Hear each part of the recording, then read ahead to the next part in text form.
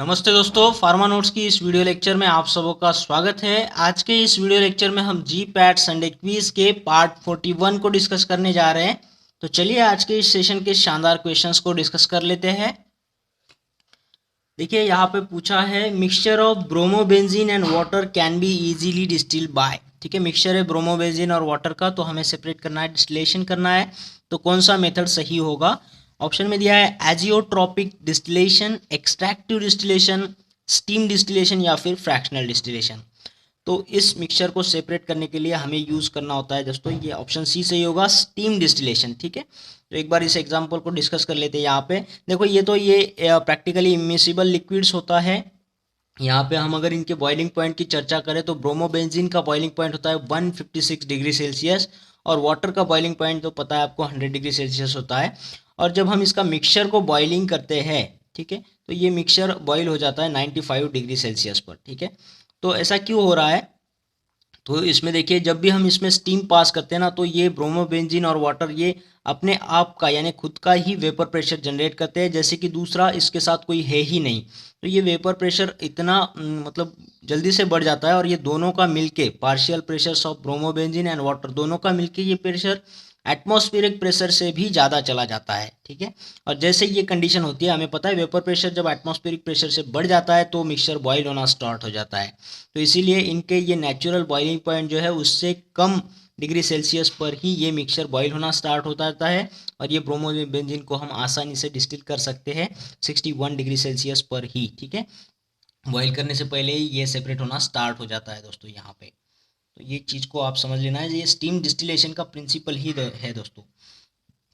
ठीक है, अब इसके लिए एक ट्रिक भी याद रखो, ये एग्जांपल को याद रखेंगे हम। देखो, वाटर और ब्रोमो बेंजीन का मिक्सचर है, वाटर में बीबी गिरी है ना, वाटर में वाइफ, वाइफ को बीबी बोलते हैं। तो वाटर में कौन गिरी है? बीबी गिरी है। तो उसे कैसे बचाएंगे? एक स्विमिंग टीम को बुला के हमने उसे बचाया। पानी में जो बीबी गिरी है उसे स्विमिंग टीम को बुला करके हमने बचाया। तो स्विमिंग का यस लीजिए और टीम का टीम, तो ये यस टीम यानी स्टीम डिस्टिलेशन से हम वाटर और ब्रोमो बेंजीन के मिक्सचर को सेपरेट कर सकते हैं, डिस्टिलेट कर सकते हैं दोस्तों। ठीक है, चलिए अगले क्वेश्चन की तरफ बढ़ेंगे।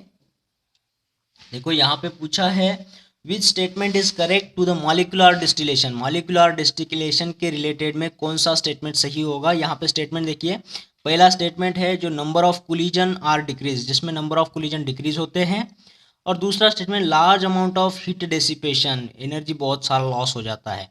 तो ये इसमें मॉलिक्यूलर डिस्टिलेशन से कौन सा स्टेटमेंट सही होगा उसके रिलेटेड देखिए, ऑप्शन में दिया है both are correct, both are wrong, statement A is true while B is wrong, statement A is wrong while B is true. तो क्या सही होगा दोस्तों? मॉलिक्यूलर डिस्टिलेशन के बारे में हमने इसके पहले वीडियो में भी चर्चा की थी। तो यहाँ पे देखिए, ये जो कोलिजन होता है, ठीक है, इसमें मॉलिक्यूल के बीच में जो कोलिजन होता है, जितने भी मॉलिक्यूल्स है उसके बीच में का जो डिस्टेंस होता है उन सभी का एवरेज लेते हैं तो मीन फ्री पाथ बन जाता है। जो भी मीन फ्री पाथ होता है उससे कम डिस्टेंस वाला, हम यहाँ पे जो ये हमारा इवेपोरेटर है और ये कंडेंसर है, इसके बीच का जो लेंथ होता है वो शॉर्ट रखते हैं मीन फ्री पाथ से भी शॉर्ट लगते, जो कोलिजन के लिए जो पाथ है उसका एवरेज जो है उससे भी ये कम होता है डिस्टेंस। तो इसलिए इसे शॉर्ट पाथ डिस्टिलेशन भी बोला जाता है, मॉलिक्यूलर डिस्टिलेशन को। तो ये ऐसा होने से यहाँ पे नंबर ऑफ कोलिजन्स को जो फ्रीक्वेंसी है उसे कम किया जाता है दोस्तों। तो ये number of collisions are decrease, ये स्टेटमेंट सही होगा इसमें।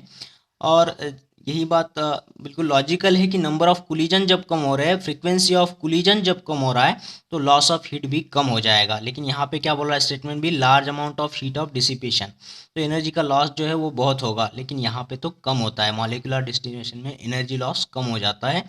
तो बी स्टेटमेंट गलत है और ए स्टेटमेंट सही होगा। तो ऐसा ऑप्शन कौन सा है? यहाँ पे देखिए ऑप्शन सी है, statement A is true while B is wrong. ठीक है, इसे मिनिमम किया जाता है, large amount of heat dissipation को डिक्रीज किया जाता है। ठीक है, ये सिंपल डिस्टिलेशन में हीट डिसिपेट होगा, लेकिन मॉलिक्यूलर डिस्टिलेशन में हमने उसे बचाना है दोस्तों। ठीक है, इसमें ऑक्सीडेशन को भी रोका जाता है, इस पर भी सवाल बन सकता है। और हाँ दोस्तों, फार्मानोट्स की जो पीडीएफ मेंबरशिप है उसे आप लोगों ने आज ही ज्वाइन करना है बाय कंट्रीब्यूटिंग 999 रुपीज़ हमारे चैनल के लिए बाय पेटीएम, बाय फ़ोनपे या फिर गूगल पे से, हमारे इस मोबाइल नंबर को यूज़ करके 8087339648 पर। और कोई भी क्वेरी हो तो आप हमें व्हाट्सअप भी कर सकते हैं। तो जैसे ही आपका कंट्रीब्यूशन हो जाता है आपको हमारे प्राइवेट टेलीग्राम चैनल से लिंक किया जाएगा, जहाँ पे आपको ये सारा पीडीएफ मटेरियल मिलता रहेगा दोस्तों। इस पीडीएफ मटेरियल को यूज़ करके आपका एग्ज़ाम जब भी आएगा दोस्तों तो नोट्स रेडी रहेंगे, आप आपका रिवीजन तुरंत लगा सकते हो और ये काफ़ी फ़ायदेमंद भी होता है। आपको पता है कंपटीशन तो बहुत तेज़ है, तो इसे खरीदना आपके लिए अच्छा ही होगा।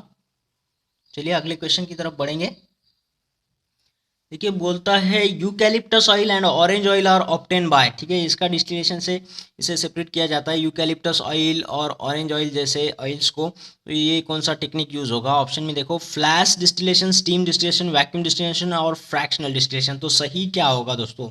ये ऑप्शन बी स्टीम डिस्टिलेशन का इस्तेमाल होता है यूकैलिप्टस ऑयल और ऑरेंज ऑयल को निकालने के लिए, ठीक है, डिस्टिलेशन करने के लिए। तो यहाँ पे हम याद रखने के लिए एक छोटा सा ट्रिक है, स्टीम बाथ सभी को पता है, स्टीम बाथ जो है ना वो वेल है ना, वेल है, अच्छा है, स्टीम बाथ इज ओवेल। तो ओवेल से ऑयल को याद रखिएगा और ओवेल से देखिए ये दोनों के दोनों ऑयल का जो इनिशियल अल्फ़ाबेट है वो ओवेल है, ओवेल और कंसोनेंट होते हैं ना, तो ये ओवेल है। तो ओवेल से यूकैलिप्टस ऑयल, ओवेल से ऑरेंज ऑयल। तो ऐसे ऑयल के डिस्टिलेशन के लिए हम स्टीम बाथ ले सकते हैं, यानी स्टीम डिस्टिलेशन का यूज इस्तेमाल करना है दोस्तों। नेक्स्ट चीज़ की तरफ बढ़ेंगे, क्वेश्चन की तरफ। देखो यहाँ पे बोला है the process in which the entire liquid of mixture, mixture में जो भी लिक्विड्स है उनको वेपोराइज किया है, is vaporize as it passes from the high pressure zone to lower pressure zone, ठीक है, जो भी मिक्सचर है आपका उसे पूरा का पूरा वेपोराइज करना है और हाई प्रेशर जोन से लो प्रेशर जोन की तरफ उसे लेकर जाना है। तो इस टाइप का जो प्रोसेस होगा वो कौन से डिस्टिलेशन में फिट बैठता है दोस्तों, ये बताना है कौन सा डिस्टिलेशन होगा ऐसा। ऑप्शन में देखिए azeotropic distillation and extractive distillation, vacuum distillation, fractional distillation या फिर फ्लैश डिस्टिलेशन।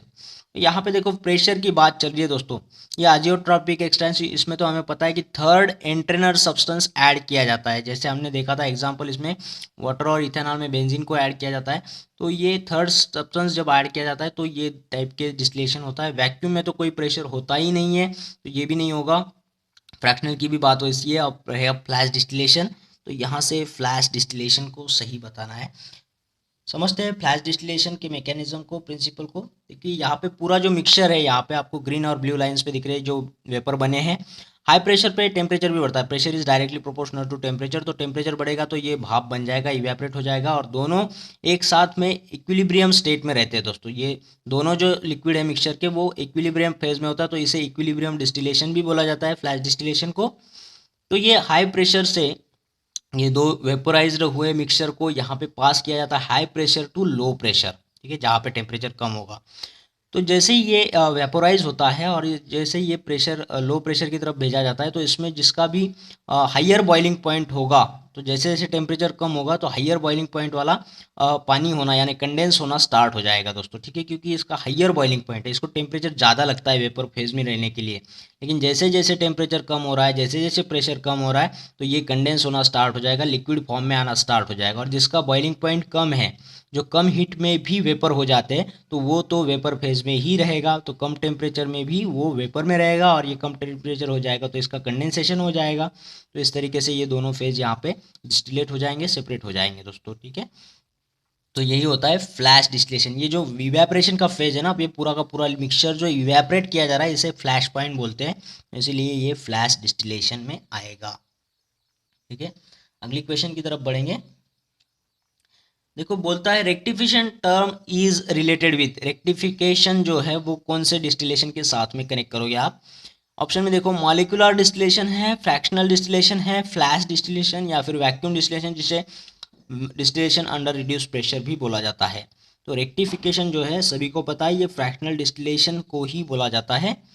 देखो समझते हैं इस चीज़ को, किसी चीज़ को रेक्टिफाई करना मतलब क्या, उसे करेक्ट करना, उसे सही बनाना होता है, ठीक है, रेक्टिफाई। और करंट के बारे में देखेंगे तो ये एसी करंट को डीसी में करता है, alternate current is convert into direct current, ठीक है। तो यहाँ पे हम बात करेंगे सही करने की, रेक्टिफाई करना यानी सही करना, करेक्ट करना। तो जो फ्रैक्शनल डिस्टिलेशन होता है ना, ये सिंपल डिस्टिलेशन ही होता है, लेकिन हमें जब फ्रैक्शनल की बात आती है तो number of times simple distillation करना होता है, रिपीटेड टाइम सिंपल डिस्टिलेशन, ताकि हम और भी सही रिजल्ट ला सके और भी करेक्ट रिजल्ट ला सके। तो ये फ्रैक्शनल डिस्टिलेशन, एक ही फ्रैक्शनल डिस्टिलेशन में हम रिपीटेड सिंपल डिस्टिलेशन हो जाता है, तो इसीलिए ये सही हो जाता है, तो इसे रेक्टिफाई कर रहे हैं तो ये रेक्टिफिकेशन कहलाता है दोस्तों, ठीक है। तो फ्रैक्शनल डिस्टिलेशन को ही रेक्टिफिकेशन बोलते हैं। चलिए अगले क्वेश्चन की तरफ बढ़ेंगे।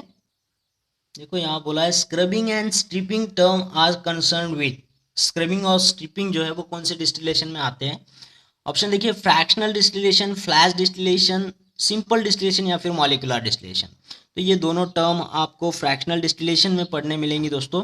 ये क्या होता है स्क्रबिंग और स्ट्रिपिंग समझते हैं। देखो ये फ्रैक्शनल डिस्टिलेशन का कॉलम है। तो इसके अंदर हम देख सकते हैं जो भी मिक्सचर होगा कोई लो बॉइलिंग पॉइंट होगा, कोई हायर बॉइलिंग पॉइंट दिखाएगा। तो ऐसे लिक्विड्स को हम जब डिस्टिलेट करते हैं, जब ऊपर से कोई स्ट्रीम आती है ना, ऊपर से कोई स्ट्रीम आती है तो जिनका बॉइलिंग पॉइंट हायर है तो वो स्ट्रीम की वजह से थोड़े से कंडेंस हो जाते हैं, जल्दी कंडेंस होकर के वो नीचे ऐसे लिक्विड फॉर्म में आ जाएंगे।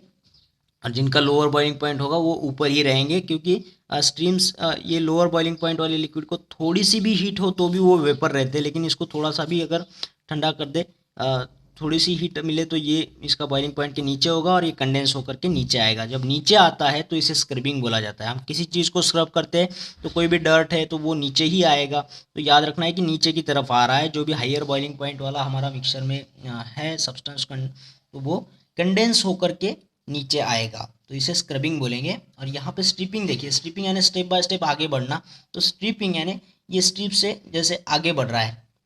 तो यहाँ क्या होता है, नीचे से इवेपोरेशन होता है, जैसे ही हीट देते हैं तो इवेपोरेशन की वजह से जो भी लोअर बॉइलिंग पॉइंट है वो जल्दी से जल्दी वेपर होकर ऊपर की तरफ जाते हैं और यहाँ पे वो कलेक्ट हो जाते हैं दोस्तों। ठीक है, तो इस तरीके से ये लोअर बॉइलिंग पॉइंट वाला जो मिक्सचर में है सब्सटेंस वो ऊपर की तरफ जाएगा, तो इसे हम स्ट्रिपिंग बोलेंगे। स्टेप बाय स्टेप ऊपर जा रहा है और ये कंडेंस होकर नीचे आ रहा है, स्क्रब की वजह से नीचे आता है। ठीक है, तो ये स्क्रबिंग स्ट्रिपिंग जो है टर्मिनोलॉजीज ये फ्रैक्शनल डिस्टिलेशन के साथ में कंसर्न रखते हैं। चलिए अगला क्वेश्चन देखेंगे। देखिए यहाँ पे दिया है McCabe Thiele theory is related with the efficiency of, कौन से डिस्टिलेशन के एफिशिएंसी से रिलेटेड है मैककैबे-थैली थ्योरी। तो यहाँ पे ऑप्शन देखिए flash distillation, steam distillation, vacuum distillation या फिर फ्रैक्शनल डिस्टिलेशन। तो मैं आपको बता दूँ ये मैककैबे-थैली थ्योरी जो है ये रिलेटेड होती है ये फ्रैक्शनल डिस्टिलेशन से दोस्तों। इसकी एफिशिएंसी ये बताते हैं। तो यहाँ पे हम ये इक्वेशन देख सकते हैं, ये क्या है, number of plate, number of actual plate is equal to number of theoretical plate upon efficiency. ठीक है, ये कॉलम का एफिशिएंसी बताने का इक्वेशन है। तो जो मैककैबे-थैली जो है ये फ्रैक्शनल डिस्टिलेशन है, तो इसको कनेक्ट करने के लिए एक छोटा सा ट्रिक यहाँ पे बताएंगे हम आपको। मैककैबे-थैली को हम ऐसे याद रखेंगे, कोई कैब है, ठीक है, कोई कैब है जिसमें थाई ईल हो गया, कैब में कोई एक्सीडेंट हो गया तो थाई हमारा क्या हो जाता है, ईल हो जाता है। तो कैब में थाई ईल हो गया यानी क्या हो गया, कुछ ना कुछ फ्रैक्चर होने के चांसेस है, और फ्रैक्चर हो गया तो उसमें हमने प्लेट डाल दी। ठीक है, फ्रैक्चर को अच्छा बनाने के लिए प्लेट डाल दी, तो कैसे होगा, कैब में थाइल हो गया, यानी मैककैबे-थैली थ्योरी जो है वो फ्रैक्चर यानी फ्रैक्शनल डिस्टिलेशन से रिलेटेड है, जिसमें ये नंबर ऑफ थेरोटिकल प्लेट के बारे में इंफॉर्मेशन देता है। तो ये मैककैबे-थैली को याद रखना है आप लोगों ने। तो बस दोस्तों इस वीडियो में इतना ही। आशा करता हूँ आपको ये वीडियो अच्छा लगा होगा, पसंद आया होगा, और अगर ऐसा हुआ है तो इस वीडियो को लाइक, शेयर और कमेंट बॉक्स में कमेंट जरूर करना है दोस्तों। और उन लोगों से मेरी तहे दिल से गुजारिश है जिन्होंने चैनल को अभी तक सब्सक्राइब नहीं किया है, चैनल को सब्सक्राइब कर देना है, उसके बाद आने वाले बेल आइकन को दबा के ऑल बटन को क्लिक करना है दोस्तों। इससे होता क्या है कि आने वाले हर एक वीडियो का नोटिफिकेशन आपको मिलते रहता है और आपको यूं ही लाभ होता रहेगा दोस्तों। तो मिलते हैं अगले बेहतरीन वीडियो के साथ में, तब तक के लिए थैंक यू।